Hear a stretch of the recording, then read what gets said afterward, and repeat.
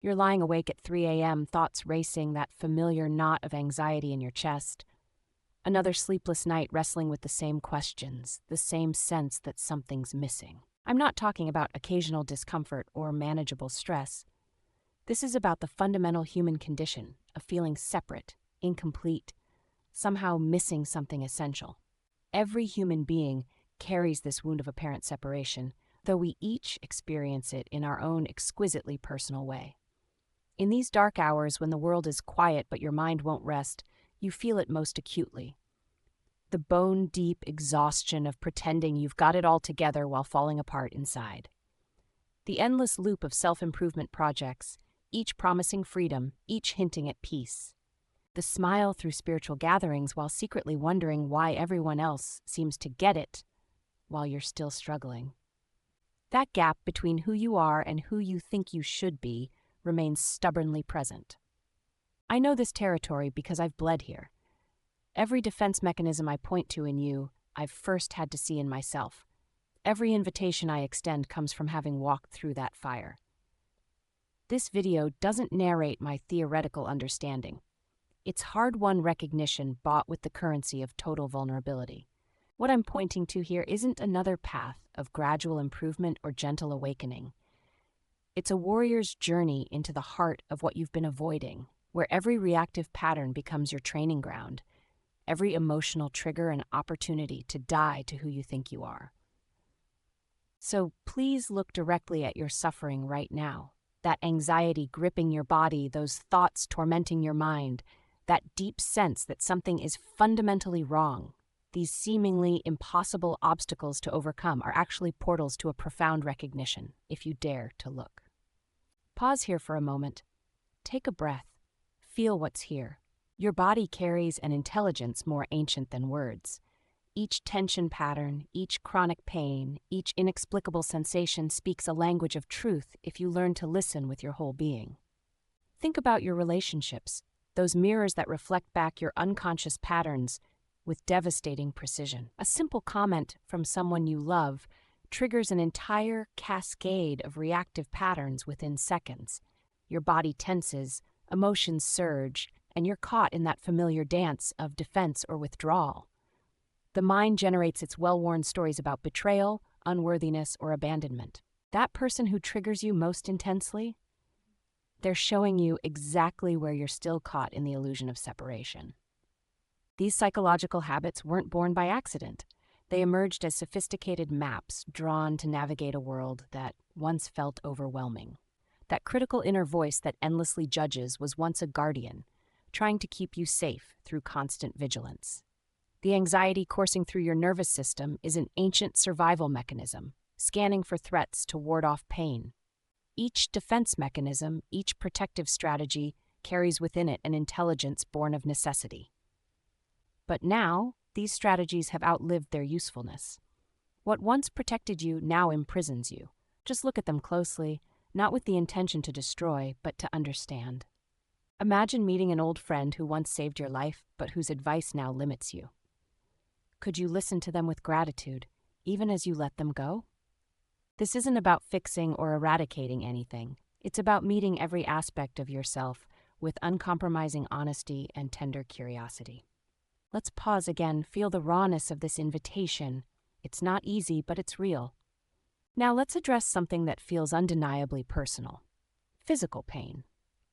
Maybe it's that chronic back pain that's been your constant companion for years, or the migraine that leaves you feeling trapped in a prison of sensation. Feel the raw electricity of nerve endings firing, the intense pressure that seems to define your entire existence in this moment. Society tells you to numb it, fix it, escape it. But what if this searing presence is actually the doorway to what can never be wounded? To the best of your ability, stay with the raw experience for a moment. Beyond all the mental activity about the pain, what actually is this sensation? Feel its qualities, the throbbing, burning, or aching. Notice its location, its boundaries, its intensity. Without the narrative of my pain or I'm suffering, what remains? Don't answer too quickly. Let this inquiry penetrate deeply. When anxiety grips your chest, before calling it my anxiety, look closely. What exactly is feeling anxious? When thoughts race about that difficult conversation yesterday before accepting them as my memories, investigate who or what is actually remembering. Take this inquiry into your daily life. The next time you feel overwhelmed, pause. Instead of reacting, ask what exactly is happening here, right now. Who or what is experiencing this? You think you're suffering because of your circumstances, the difficult relationship, the health issues, the financial stress. But look closer. Isn't the real suffering coming from your resistance to what is? From the story that this moment shouldn't be exactly as it is? Every attempt to fix yourself, to become more peaceful, more awakened, more whole, who exactly is trying to become better? Can you find this separate self that needs healing? Or do you only find more thoughts, more sensations, more images appearing in the space of awareness that you already are? Take a moment right now, not in some imagined future when you're more peaceful or awakened, but right here in the raw truth of your life. Feel the weight of everything you've been carrying, everything you've been trying to fix or improve. Let yourself experience the full intensity of this human journey, the longing, the fear, the desperate need to find solid ground. Don't turn away, don't try to fix it. Just look, feel the tension in your body, the racing of your mind, the ache in your chest. Notice how your instinct is to resist, to solve, to escape. And then gently allow yourself to simply be with what's here. Observe how each sensation appears, shifts, and dissolves, all within the vast space of your awareness. But what's always been present, even as experiences come and go? Stand at the edge of your experience, like one caught between waves on a storm-swept shore. Feel how everything you've taken to be solid, everything you've grasped as me, slips through your fingers like grains of golden sand. That promotion you're chasing, the relationship you're trying to save, the inner peace you're seeking, watch how each attempt to grasp at experience dissolves before your eyes, like trying to hold on to water.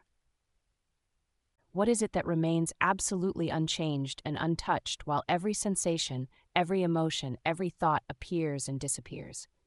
Feel into this directly.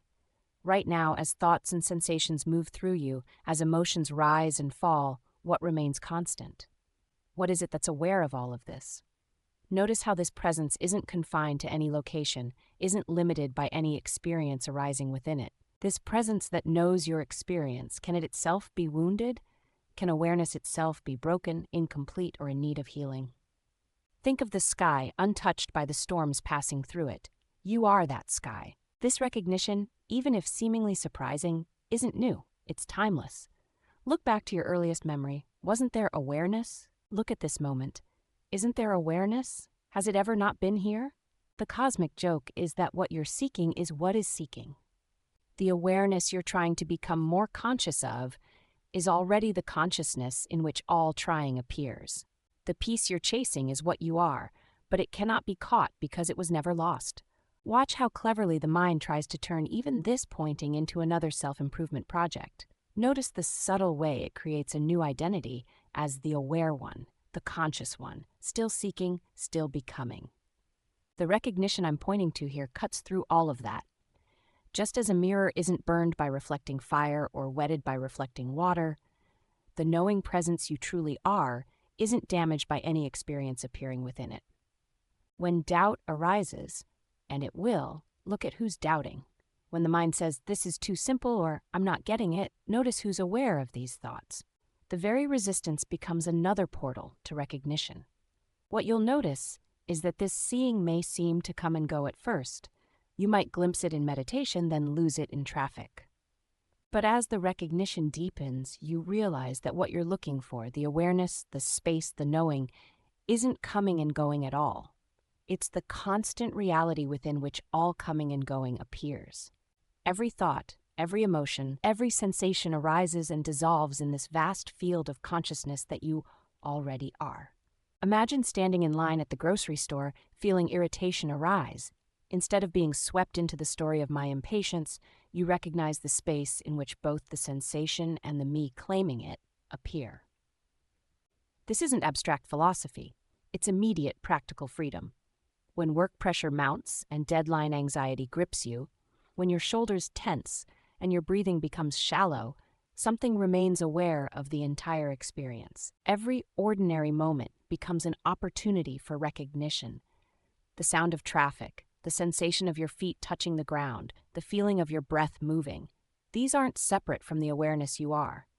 They're like waves appearing in your vastness, neither adding to nor taking away from what you are. But yes, you'd be right to think this isn't a gentle awakening. It's a kind of death. Everything you've built your identity around must be questioned. Everything you've used to make yourself feel secure must be examined. Are you willing to die to who you think you are to discover what you truly are? This isn't about adding more spiritual experiences to your collection. It's about losing everything you think you are and discovering what remains. The invitation isn't to escape your human experience. It's to discover what you truly are in the midst of it all. Every contraction, every moment of resistance becomes a pointing finger to the limitless awareness you already are. This recognition will challenge everything: your relationships, your work, your entire way of being in the world. But let me assure you, as intense as it may feel, this journey is also one of profound freedom. Old patterns may continue to play out, but they're met differently. You'll still feel fear, anger, desire, but you'll no longer be fooled about who's feeling them. Every relationship will become an opportunity to see where you're still caught in the dream of separation.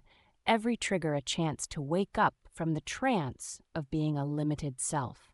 Each moment of contraction will be met with infinite tenderness, not because you've become a more spiritual person, but because you recognize yourself as the space in which all experience arises and dissolves. So I invite you to explore together how this understanding transforms every aspect of your life. The journey requires both unwavering honesty and profound compassion. Honesty to face everything you've avoided, to question your most cherished beliefs about who you are. Compassion to meet each discovery with understanding rather than judgment.